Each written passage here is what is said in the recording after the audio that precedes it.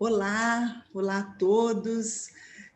Hoje eu estou aqui com a Luciana, né, para a gente iniciar um projeto. É um projeto que a gente está dando início hoje, é um novo projeto que faz parte de um trabalho que a gente tem com mulheres. E hoje a gente está iniciando a leitura de um livro que, para quem não conhece, é o livro Mulheres que Correm com os Lobos, da psicóloga Clarissa. Clarissa Piccola.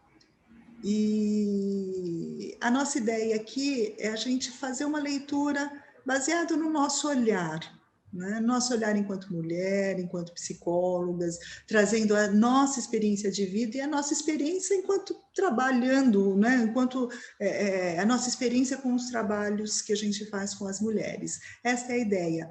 Em momento algum a gente tem a ideia de trazer um ensinamento sobre o livro, em hipótese alguma, porque a gente sabe que tem muitos grupos aí de estudo em cima desse livro, pessoas que se dedicam a estudar, a ler e estudar este livro, né? Tem muitas pessoas que já fazem isso. Então, essa não é a nossa intenção, é trazer um pouco da nossa experiência. E é um livro que a gente faz tanto sentido para a gente, por isso que a gente decidiu ler junto com vocês. Né? Não é uma leitura ao pé da letra do livro, a gente não vai ler este livro inteiro, mas a gente vai fazer uma leitura dele, de cada capítulo, dos contos que o livro traz. A ideia é essa. E aqui fica um convite para todos que acompanhem, né? Para que todos possam nos acompanhar nessa jornada, na busca e no resgate do feminino que o livro traz para a gente.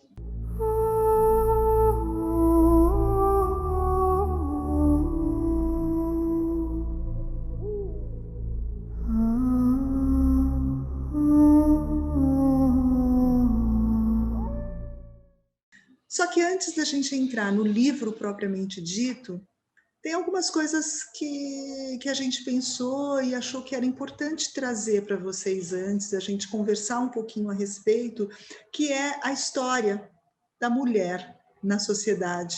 Como que a mulher chegou onde ela está hoje, nessa sociedade que a gente está vivendo hoje, né? Nessa sociedade patriarcal?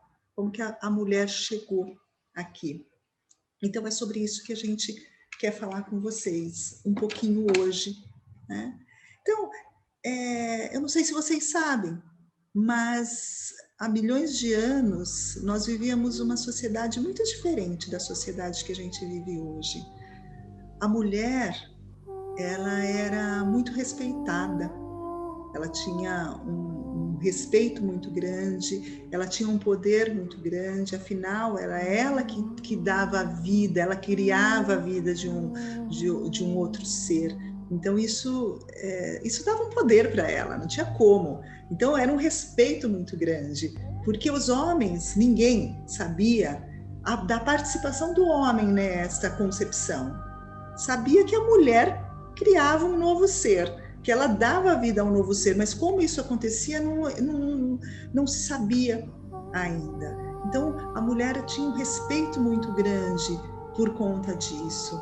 E nesta época, a natureza também era muito respeitada, né? Existia a grande mãe terra, era um respeito muito grande, né?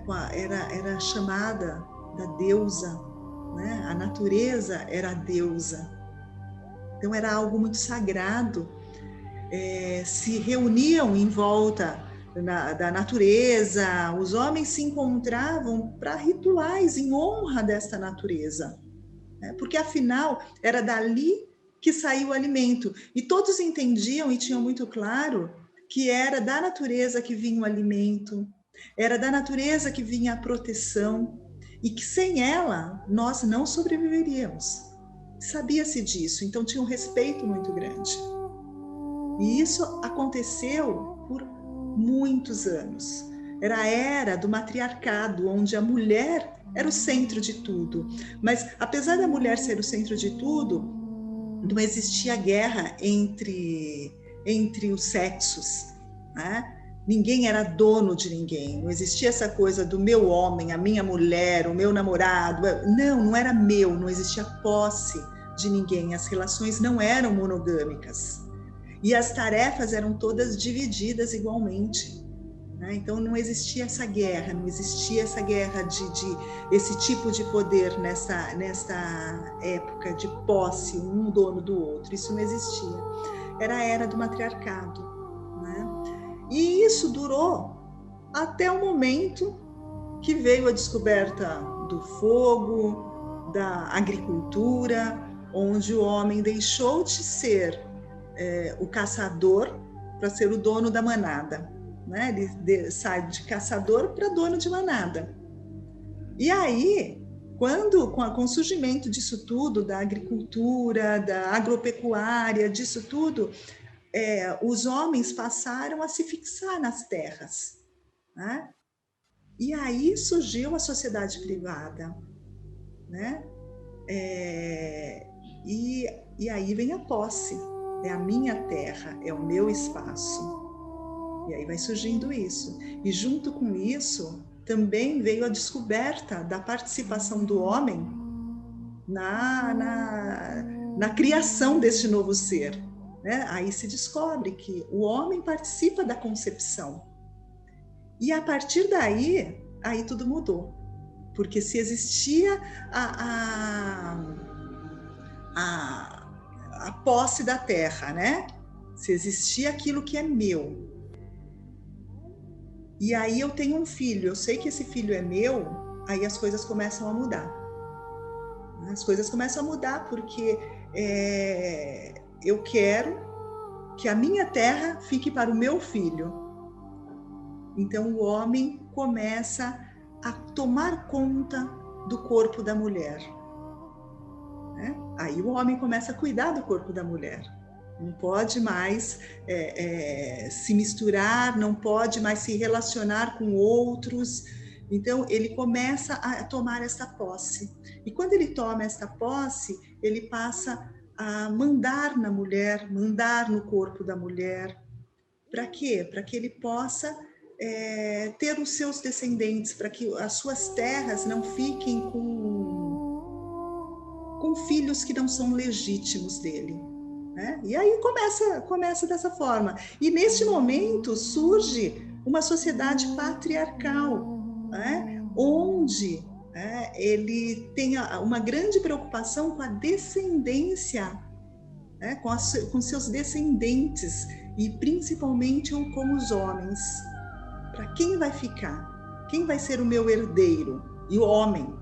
Porque o homem sempre que vai ter um novo herdeiro. Então, se torna uma cultura patrilinear, que é a herança que passa de pai para filho. E aí tudo muda. Né? E a mulher vai se colocando e entrando numa posição muito diferente, porque ela passa a não ter mais direito ao seu próprio corpo, ela não tem mais. E aí as coisas começam a mudar a partir daí, né? E entra uma mudança também nessa época, nessa fase, em relação ao sagrado, né? A mãe terra, né? A natureza, que era a deusa, ela passa também a ficar de lado, né? Ela passa a não ter tanta importância, né? Até porque, o que acontece? O homem se tornou dono da terra, e para que ele pudesse tomar conta, usufruir, ter o poder em cima dessa terra que antes era algo sagrado, ele precisa fazer algo para não se sentir mal, para não carregar uma culpa muito pesada de estar fazendo isso com algo que ele considerava sagrado antes. E aí o que acontece nesse momento? Eles começam a transformar as suas crenças em relação ao sagrado. E aí surge o Deus. A deusa deixa de existir e surge o Deus, né? O Todo-Poderoso, o Pai de todos. e alguém muito grande, muito poderoso, alguém uma figura inalcançável, né? Ninguém consegue alcançar esse grande Deus. E aí, a natureza, como a mulher, começa a ficar de que forma?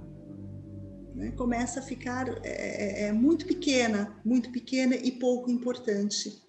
Acaba toda essa conexão que existia antes entre nós e a natureza, entre o homem de uma forma geral e a natureza. Isso vai ficando cada vez menor e cada vez mais distante. Né? E a criação deste Deus Todo-Poderoso mostra para a gente de uma forma muito explícita, eu acho que eu posso dizer isso, o poder do homem sobre a mulher. Que grande poder tem. Né? Aliás, esse Deus Todo-Poderoso, ele criou o homem. Né? Ele criou o homem. E para que esse homem não ficasse sozinho no mundo, né? Não ficasse ali sozinho, tadinho, de uma parte do corpo dele fez uma companheira, né? Não tão perfeita, fez uma mulher. Né? Então, percebe o quanto, através da questão sagrada, do religioso, a mulher foi colocada cada vez menor, cada vez menos importante, e nós mulheres passamos a acreditar nisso, porque isso foi passado de geração para geração e a gente foi acreditando nisso, que isso era verdade, que isso era real e que o homem realmente era muito maior, né? E que nós dependíamos dele. Eu estou falando no passado, mas isso não é uma coisa do passado, isso é uma coisa que a gente carrega até hoje, a gente ainda acredita nisso hoje. Né? Então a gente ainda acha que a gente precisa deles, que eles são maiores do que a gente. Ainda existe essa coisa do homem muito forte, e a mulher, o quanto ela não se dá conta de quem ela realmente é, ela não respeita seus instintos, ela não respeita a força que ela tem enquanto mulher. Né? E isso a gente traz até hoje, não é, Lu? Isso ainda é presente. Acho que a gente traz inconscientemente, né? Porque a gente tem as lutas feministas aí que começaram ainda lá no século XIX, pelo menos aqui no Brasil, né? Começa no século XIX, em outros lugares do mundo começa antes, mas a gente inconscientemente a gente ainda traz isso, e acho que a sociedade reforça isso para a gente também. A gente tem essas lutas desde aquela, né, de século XIX, antes ainda da proclamação da República, antes da libertação dos escravos, e naquela época a mulher negra, né, era escrava, e a mulher branca, ela não tinha nenhuma autonomia, né? Ela era restrito, assim, o papel de cuidar do lar, né? Procriar, né? Ter o filho ali e cuidar. Então era restrito isso para ela, até a proclamação da República, que assim ela tinha esse papel só de cuidar. As mulheres brancas pobres eram aquelas mulheres que iam trabalhar nas fábricas, mas elas eram exploradas porque era uma mão de obra muito barata, e ela só ia trabalhar porque ela precisava, porque a mulher branca que não precisava, que era bancada ali pelo marido, ela não precisava, então ela não tinha esse direito, né? A mulher que trabalhava é porque realmente ela precisava comer, sobreviver. E assim, essa luta, a primeira luta aqui no Brasil que existem, né, informações, são as lutas pelo direito de estudar. As mulheres queriam aprender a ler, queriam aprender a escrever. Então, é o primeiro movimento que tem, né, para poder aprender a ler, para ser alfabetizada, a luta pela educação.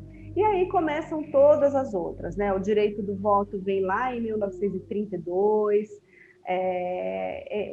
O casamento ainda era assim, o papel do marido no casamento era um papel de tutor. Então, a mulher precisava pedir autorização para fazer alguma coisa, e esse papel de tutor, o marido como um tutor, ele perde isso só na década de 60. É só na década de 60, né? E é nessa década de 60 que vem a luta também pela liberação sexual, vem a conquista, né, da pílula. É nessa década de 60 que a mulher vai lá e queima os sutiã nos Estados Unidos, né, em nome da sua liberdade sexual. Só em 1970, olha como isso é recente, as mulheres começam a participar da política, né? E só em 2006 que vem a lei Maria da Penha, né? Que a violência contra a mulher começa a ser vista mesmo como crime, né? Os homens começam a ser punidos, existe uma pena para isso. Então, a mulher, no momento em que a mulher, nesse momento que a Udaice disse, né, no momento em que ela é deixada ali nesse papel só de reprodutora, né, a gente perde a questão consagrada e a gente perde o nosso, estou falando das mulheres, né, a gente perde o nosso protagonismo, a nossa autonomia, né, a gente perdeu assim tudo, essa luta que a gente vem travando para conquistar para conquistar não, né, para retomar o nosso espaço como protagonista também da nossa vida, acho que desgastou tanto a gente que a gente foi perdendo também essa conexão, né? A gente se empenha tanto para conseguir se colocar numa posição de igualdade, né? Nem de superioridade, nem de inferioridade, mas de igualdade com os homens, que a gente foi perdendo essa conexão também com a mulher selvagem, né? Com esse sagrado e com a nossa força.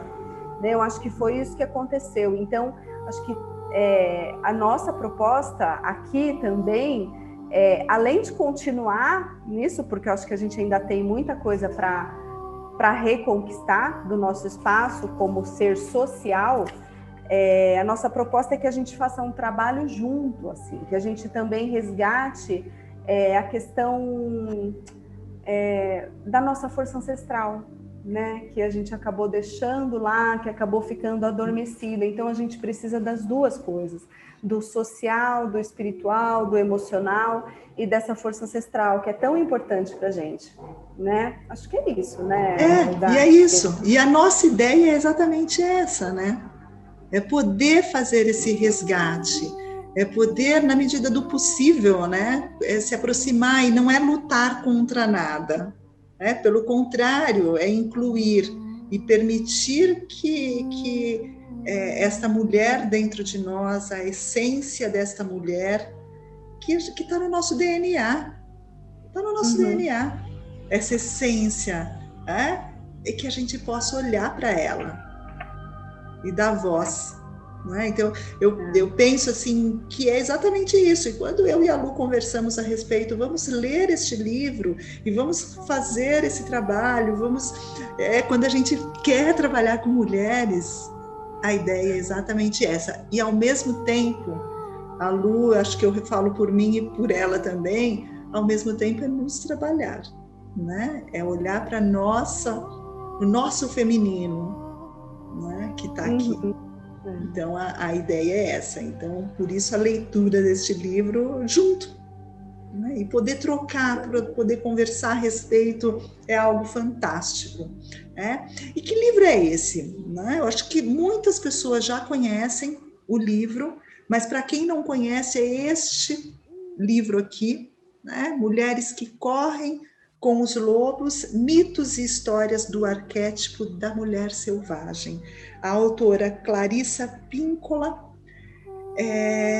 Este livro é um livro que tem 15 capítulos, e em cada capítulo ela conta uma história, ela traz um conto, e desse conto ela utiliza os arquétipos, da mulher selvagem que está dentro de cada uma de nós. né? E em cima do conto, ela trabalha os personagens, cada personagem representa um arquétipo, e é isso que ela traz nesse livro e faz toda uma leitura, uma interpretação em cima disso, né? Olhando para a mulher. Ela se baseou, ela escreveu esse livro baseado nas mulheres que ela trabalhava com, né, nos trabalhos que ela fazia com mulheres e na história dela, na relação que ela tinha com a natureza, né? Essa relação que ela tinha, que ela viveu, cresceu junto da natureza, foi extremamente importante para ela escrever esse livro. E quando ela fala desses arquétipos nos contos, né? Quando eu digo que cada personagem é um arquétipo, o que é, afinal, um arquétipo? Né? Vamos tentar entender um pouquinho o que é um arquétipo. Lu, o que é um arquétipo? Ela é junguiana, né? Ela é uma psicóloga junguiana, por isso que ela fala do arquétipo, porque quem trouxe esse termo arquétipo foi Jung, né? Ele era para quem acho que a maioria deve saber, mas ele era um psiquiatra, era um psicoterapeuta, e ele que desenvolveu a psicologia analítica, que fala sobre os arquétipos. Então, para a gente entender arquétipo, a gente precisa entender um pouco da estrutura, né, da mente que Jung traz. E aí, assim, é uma representação, né? Porque, na verdade, é um desenho que a gente faz para a gente tentar entender um pouco essas estruturas, mas é claro que isso acontece ali tudo muito junto. Mas só para a gente entender onde é que está o arquétipo e qual que é a função dele. Então, Jung diz que a gente tem na nossa mente uma estrutura que ele chama de inconsciente pessoal. Lá no inconsciente pessoal, a gente tem as informações assim, né, da nossa história pessoal. Então, assim, da nossa família, do local onde a gente nasceu, da cultura que a gente vive, né, tudo que envolve a gente como indivíduo, né? E a gente tem uma outra estrutura que ele chama de inconsciente coletivo. E aí, no inconsciente coletivo, a gente traz padrões, informações que são lá do primitivo. Do primitivo, a ideia não é primitivo do atrasado, é primitivo do que veio primeiro. Então, são padrões que a gente traz quando a gente nasce. A gente já vem com essas informações, independentemente do lugar que a gente nasceu, da época que a gente nasceu. É como se a gente tivesse um software, né, com algumas informações e memórias de história que a gente ainda não viveu. Então, a gente já vem com isso, a gente já vem com essas informações.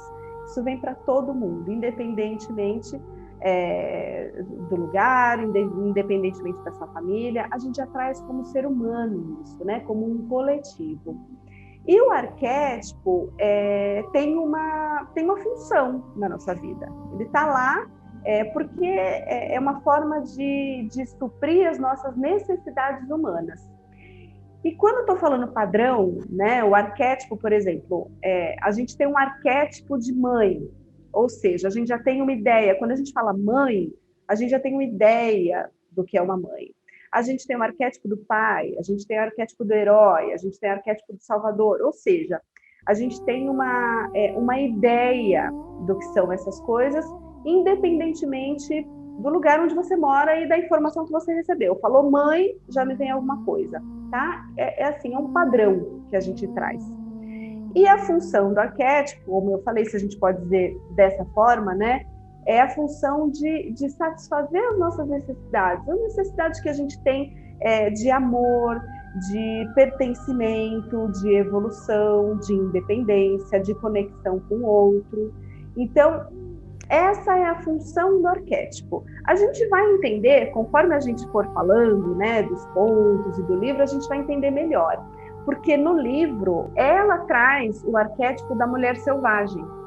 E a gente vai entender, conforme a gente for lendo, o que é essa mulher selvagem que todas as mulheres trazem como um padrão, como um arquétipo. E qual que é a função desse arquétipo na nossa vida, né? Então, é legal a gente entender o que é o arquétipo, para quando a gente falar, olha, o arquétipo da mulher selvagem, o arquétipo do lobo, a gente já sabe que ela está se referindo a um padrão, né? A uma ideia que a gente tem como ser humano, né? Independentemente das informações que eu tenho da minha vida pessoal, ou seja, serve para todo mundo, né? Então, esse livro, quando a gente lê esse livro, ou pelo menos, né, acho que eu, e acho que eu posso falar em nome da Udais também, quando a gente lê esse livro, a gente tem como um chamado, assim, algo toca na gente, porque alguns arquétipos são acessados, né? Então, esse livro é um chamado para a gente olhar para a nossa psique feminina, para a gente olhar para o nosso papel, para a nossa força e para suprir as nossas necessidades como mulher mesmo. E fica o convite a todos que nos acompanhem nessa experiência, nessa jornada que eu tenho certeza que será maravilhosa. Na próxima semana, eu aguardo vocês. Um beijo. Beijo, gente. Até a próxima.